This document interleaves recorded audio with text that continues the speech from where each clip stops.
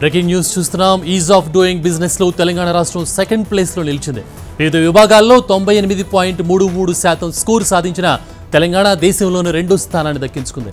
అయితే is of doing business లో అద్భుత పనితీరు కనబరిచిన తెలంగాణ అతి స్వల్ప తేడాతో అగ్రస్థానాన్ని కోల్పోయింది. మరోవైపు 98.42% స్కోర్తో ఆంధ్రప్రదేశ్ అగ్రభాగాన్ని నిలిచింది. అయితే ఏపీ తెలంగాణ మధ్య తేడా కేవలం 0.09% మాత్రమే ఉండటం విశేషం.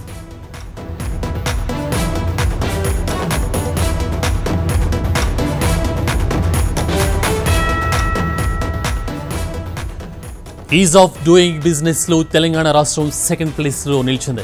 వివిధ విభాగాల్లో 98.33% స్కోర్ సాధించిన తెలంగాణ దేశంలోనే రెండో స్థానం దక్కించుకుంది.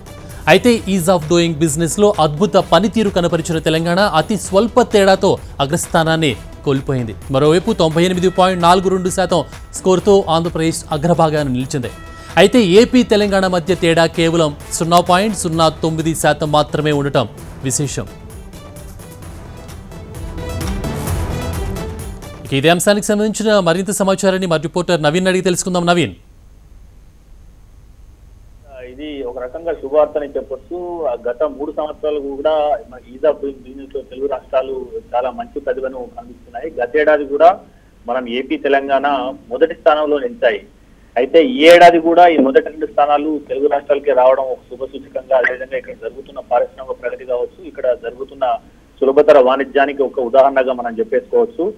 అయితే ఇందులో మనం చూడాల్సిన అంశం ఏంటంటే ఈసారి మాత్రం మనకు ఏపీ మొదటి స్థానంలో ఉంది 98.42 మార్కులతో. అదేవిధంగా తెలంగాణ రెండో స్థానంలో ఉంది 98.33 మార్కులతో. అయితే ఇందులో మనం క్షుణ్ణంగా గమనిస్తే ఏంటంటే రిఫార్మ్లు తీసుకురావడంలో మాత్రం తెలంగాణ 100% స్కోర్ను సాధించింది.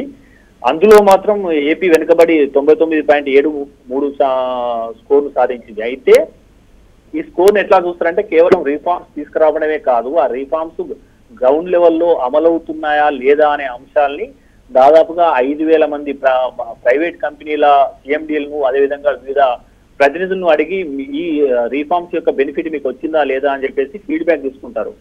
అయితే ఇది ఈ కేంద్ర వాణిజ్య శాఖ ఆధ్వర్యంలో ఉన్న department of industrial policy and promotion DIPB ఆధ్వర్యంలో ఈ ఫీడ్బ్యాక్ జరుగుతుంది. ఆ ఫీడ్బ్యాక్ లో మాత్రం తెలంగాణ కొంత వెనుకబడింది ఏపీతో పోలిస్తే. తెలంగాణ కేవలం 83.95 మార్కులు సాధించగా ఏపీ మాత్రం 86.50 మార్కులు సాధించాయి. దీంతో గ్రౌండ్ లెవెల్లో కొద్దిగా మెరుగ్గా ఉండడంతో ఏపీ స్వల్ప తేడాతో ఈసారి మొదటి ర్యాంకు సాధించింది. అయితే ఈ టాప్ అచీవర్స్ ఏదైతే టాప్ లో ఉన్న రాష్ట్రాలు ఏవైతే ఉన్నాయో అవి మొత్తం 9 ఉన్నాయి. వీటికి 95% పైగా మార్కులు స్కోర్ చేసినాయి. ఏది ఏమైనా కానీ తెలుగు రాష్ట్రాలు ఈ రకంగా పారిశ్రామిక ప్రగతిలో కావచ్చు, ఈజ్ ఆఫ్ డూయింగ్ బిజినెస్ లో కావచ్చు పోటీ పడుతూ ఇటు సంస్థలను అదేవిధంగా పెట్టుబడిని ఆకర్షించడంలో దేశంలోనే ముందంజలో ఉండడం ఓ రకంగా మన తెలుగు ప్రజలకు శుభపరిణామాన్ని మనము భావించవచ్చు.